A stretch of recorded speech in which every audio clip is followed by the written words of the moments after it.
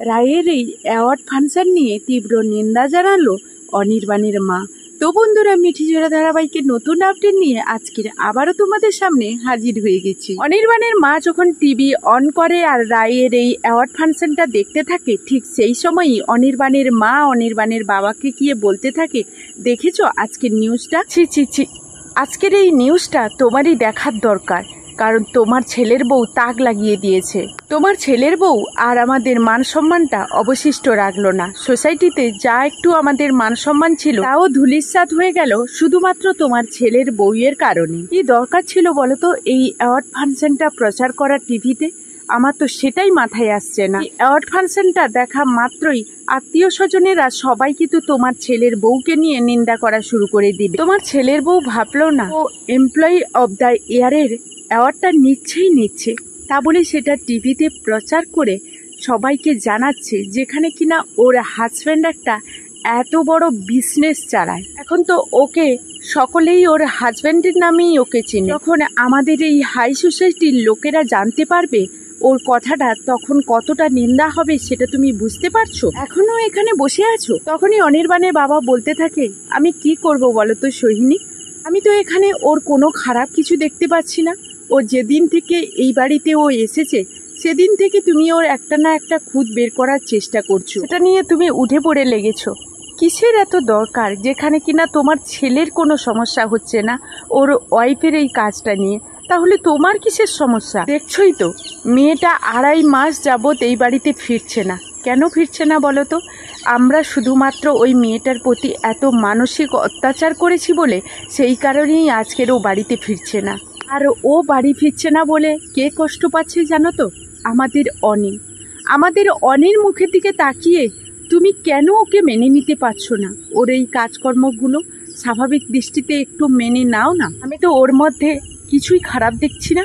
এখানে ও এত বড় একটা চিপ করেছে, এত বড় একটা মার্কেটিং প্রজেক্ট করে যদি অনির্বাণের হাত থেকে প্রাইজ নেয়, এতে ওর আত্মসম্মান খোয়া গেল কোথায় সেটাই তো আমি বুঝতে পারছি না।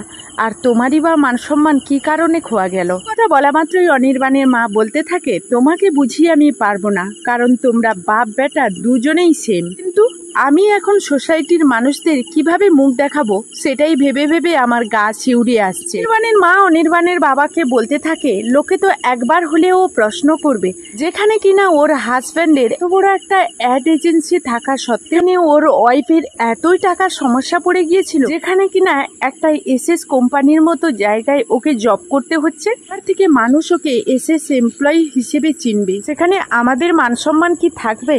আমি সেটা কিছু বুঝতে পারছি না যে এখানে আমাদের মান সম্মান কতটা থাকবে।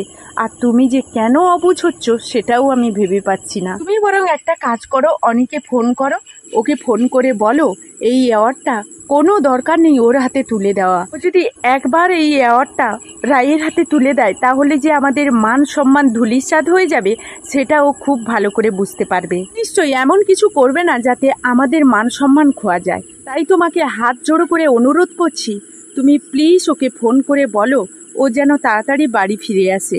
অনির্বাণের বাবা বলতে থাকে যে এটা কখনো হয় না, ও ওখানে চিফ গেস্ট হয়ে গিয়েছে, আর চিফ গেস্ট হয়ে ওর কাজ না করে এখানে ফেরত আসুক সেটা আমি চাই না। তো বন্ধুরা, এই ছিল মিঠিজোড়া ধারাবাহিকের নতুন আপডেট। এই ধরনের নিত্য নতুন আপডেটগুলো পেতে আমার ভিডিওর সঙ্গে থাকো। তো বন্ধুরা, প্রতিদিনই মিঠিজোড়া গল্পের সঙ্গে সঙ্গে আমি আমার ডেইলি লাইফস্টাইল ব্লগ শেয়ার করি। প্লিজ আমার ব্লগগুলো দেখে আমার পাশে থাকবে। গুড মর্নিং বন্ধুরা, শুভ সকাল। পুতুল ফ্যামিলিতে সকলকে স্বাগতম। আশা করি তোমরা সবাই রাধা মাধবের আশীর্বাদে খুব ভালো আছো, আর তোমাদের ভালোবাসায় রাধা গোবিন্দের আশীর্বাদে আমি তো খুব ভালো আছি। চলো এখন আমার ব্লগ ভিডিওর সঙ্গে কি করি না করি দেখতে থাকো। বাড়িতে যদি একসঙ্গে ওল আর চিংড়ি মাছ থাকে তাহলে ওল চিংড়ি বানানোর কষ্ট কিসের? চলো তাড়াতাড়ি ওল চিংড়ি বানিয়ে ফেলি।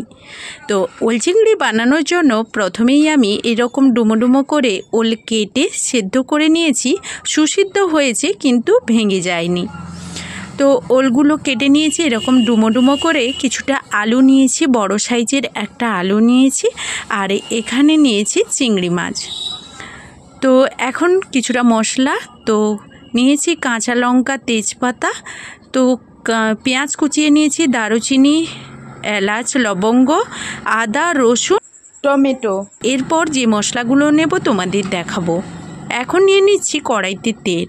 তো কড়াইয়ে তেলটা কোনো রকম ভালো করে কড়াইয়ের চারপাশে মাখিয়ে নেব।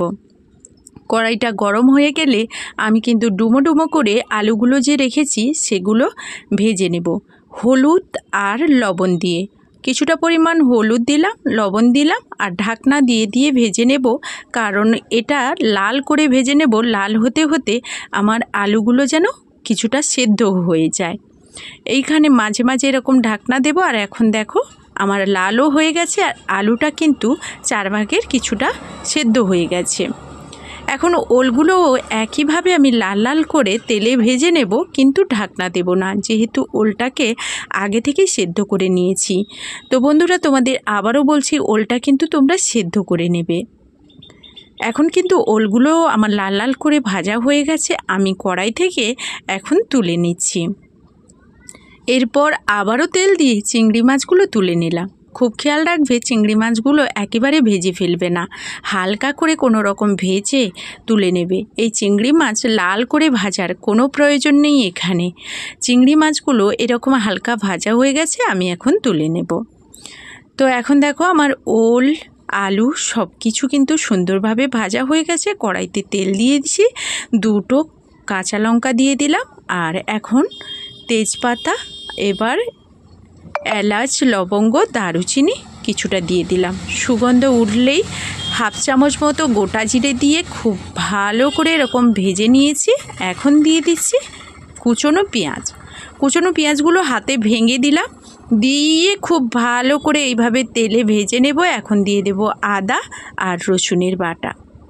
তো আদা আর রসুনটা দিয়ে খুব ভালো করে এইভাবে আবারও তেল করব। আর এখানে কিছুটা শুকনো মশলা নিয়েছি, তো এইভাবে না দিয়ে আমি কিন্তু জলে মিক্সড করে দিলাম, তাহলে কালারটা ভালো চলে আসবে আর মশলাগুলো দারুণ ভাজা হয়ে যাবে তেলে, পুড়ে যাওয়ার কোনো ভয় থাকবে না এই কারণে। আর এখন দিয়ে দিচ্ছি কুচনো টমেটো। কুচনো টমেটো দিয়ে কিছুটা ঢাকনা দিয়ে দেব, তাহলে কিন্তু সুন্দরভাবে এখানে লবণ প্রয়োজন মতো, বাদবাকি যেটা ছিল বাকি সেটা দিয়ে দিলাম। লবণ দিয়ে দিলে টমেটো সেদ্ধ হয় তাড়াতাড়ি।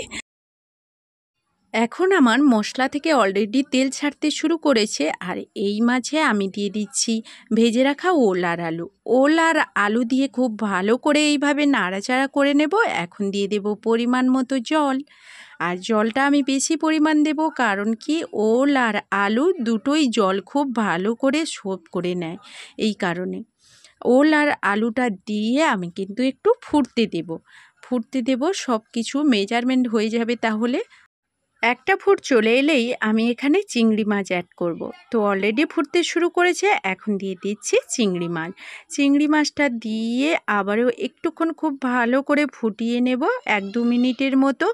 আর এর ফাঁকে আমি দিয়ে দেব কিছু মশলা। এখানে দিয়ে দেব কাঁচা লঙ্কা কয়েকটা, তো আর দিয়ে দেব 1 চামচ মতো চিনি, 4 চামচের 1 চামচ চিনি দিলাম। তো এখন আমি এখানে দিয়ে দেব গরম মশলা। এখন আমার ওল চিংড়ি রান্না কমপ্লিট হয়ে গেছে। কিছুক্ষণ বাদে চলে এলাম, আর এখন দেখো আমার ওল চিংড়িটা কত সুন্দর কালার এসছে।